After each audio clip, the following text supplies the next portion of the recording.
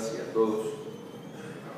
La verdad es que primero quiero agradecerle al maestro Chirinos, a David, que se hayan atrevido a coordinar este trabajo, un trabajo multidisciplinario que toca muchos temas, muchas aristas y que tiene que ver con un asunto fundamental en el desarrollo de cualquier país, que es su capital, el desarrollo humano.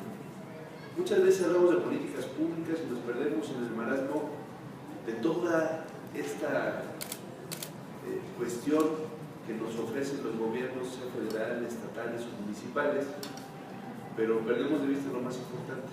¿Realmente cambian el entorno de la sociedad o simple y sencillamente lo hacen con un propósito clientelar?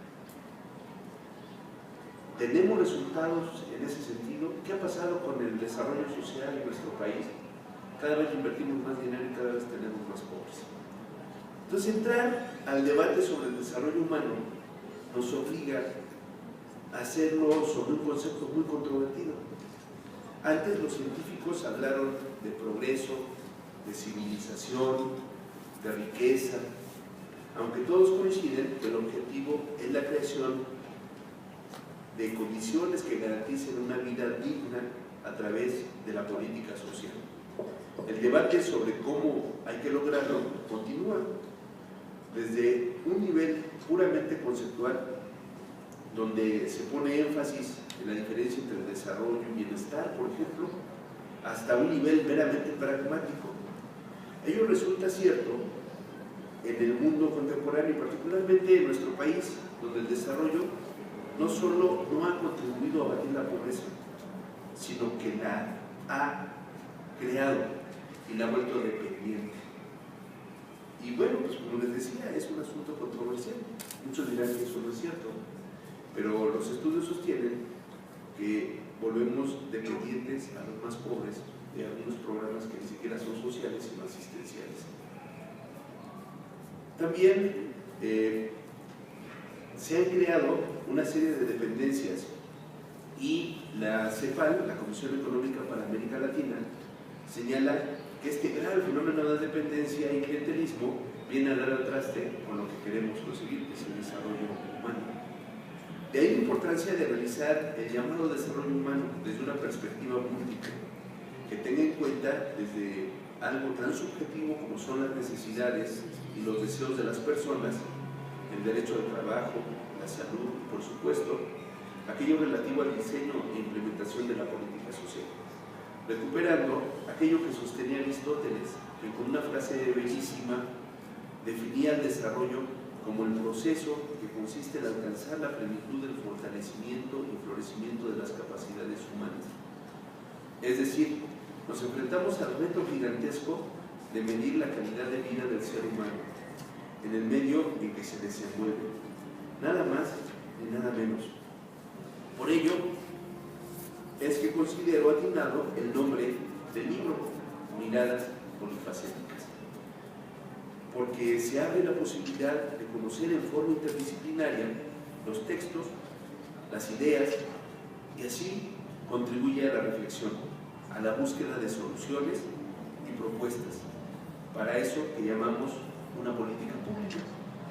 Hay varias miradas que me gustaría comentar, ya las han comentado mis antecesores en el uso de la palabra, el maestro Luis Raúl González y el diputado Cepeda han comentado ya el contenido del libro. Simplemente me voy a referir a los asuntos medulares que llaman la atención sobre el libro y por eso consideramos que es un libro muy interesante para los encargados de hacer la política social o del estudio del desarrollo humano.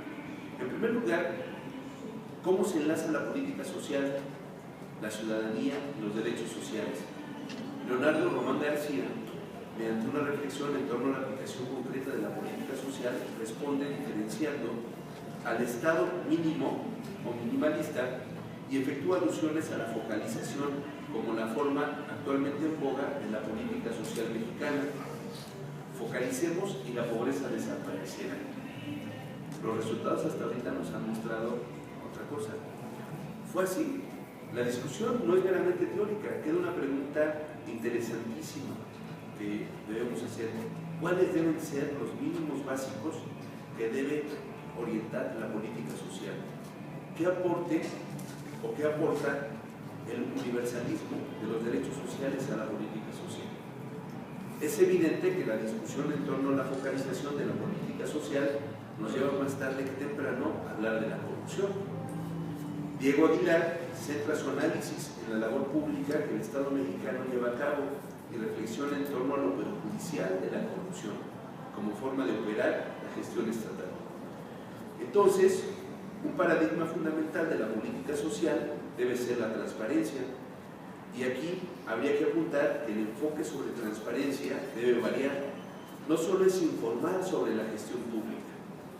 Hablamos básicamente sobre empoderar a quien tiene la soberanía, que es el pueblo. La transparencia en última instancia debe llevar al fortalecimiento de la democracia. Y una transparencia sin acceso a la información, sin rendición de cuentas y a su vez sin una vinculación con la certeza jurídica, no sirve de nada. Yo he sostenido en muchos foros, y lo vuelvo a repetir el día de hoy, que cuando tenemos transparencia o acceso a la información es como si limpiáramos un cristal para poder ver correr las ratas, porque no hay ratones.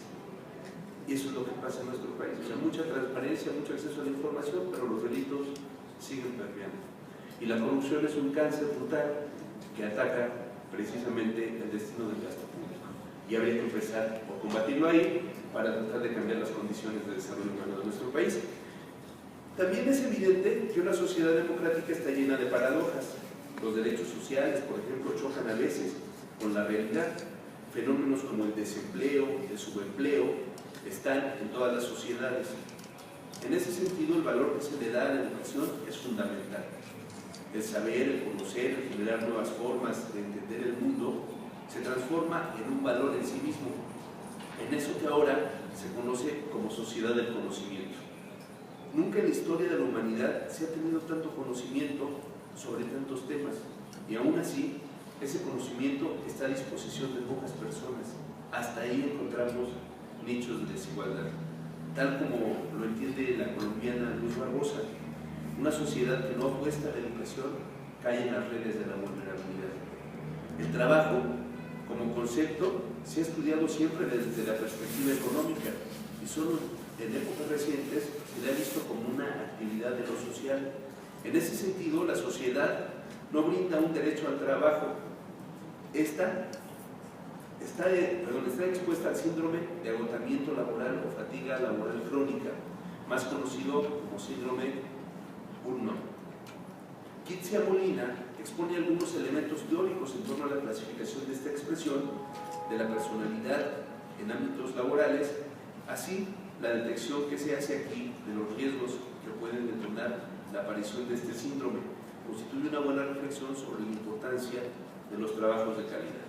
¿Cuántas veces no escuchamos que estamos recluidos 10, 12 horas en nuestro trabajo? Nosotros pensamos que trabajamos mucho y en realidad es por el desorden y por las malas prácticas que tenemos que estar más tiempo del debido en un trabajo. Un trabajo de calidad debiera durar máximo 7 horas para que la persona pudiera desarrollarse en otros ámbitos. Pero bueno, aquí en México las cosas son un poquito diferentes. El chileno David Alarcón plantea una diferencia entre necesidades y deseos y derechos, buscando develar las contradicciones entre dichos conceptos, haciendo una alusión directa al sistema neoliberal actual y al capitalismo en general. No hay que perder de vista lo esencial, como las necesidades y los derechos sociales pueden orientar una política pública. De estas miradas surge una pregunta muy pertinente: ¿envejecen igual las mujeres que los hombres? ¿Utilizan los mismos servicios de salud las mujeres que los hombres? Probablemente, y no probablemente, seguramente la respuesta será no. Cuando se discrimina a una persona, a un adulto mayor, sea hombre o mujer, ¿qué es lo que está ocurriendo en nuestra sociedad? ¿En función de qué se hace? No estamos reconociendo nuestra experiencia en realidad. De su condición de mujer o de su envejecimiento, para Mayra Niño, el campo de investigación de estos temas deja mucho que desear, y efectivamente, aunque se ha avanzado mucho en la perspectiva de género, en la horizontalidad de la aplicación de los presupuestos con perspectiva de género, aún nos queda mucho por hacer. De decíamos anteriormente que la sociedad democrática está llena de paradojas. Bien, la salud, ese hábito que es mirar las costumbres de la sociedad, no es un territorio al margen de las mismas. Livia Valles centra la obesidad en México como lo que es un problema de salud pública, pero también es un problema de educación. Sin embargo, el que se sepa de su existencia no ayuda necesariamente a solucionarlo, tal y como se ve reflejado en las percepciones que los estudiantes de la Escuela Nacional de Trabajo Social expresan al respecto. Paradójica y trágicamente, la Escuela Nacional de Trabajo Social es la que presenta los mayores niveles de obesidad y sobrepeso en la matrícula de los estudiantes de la UNAM.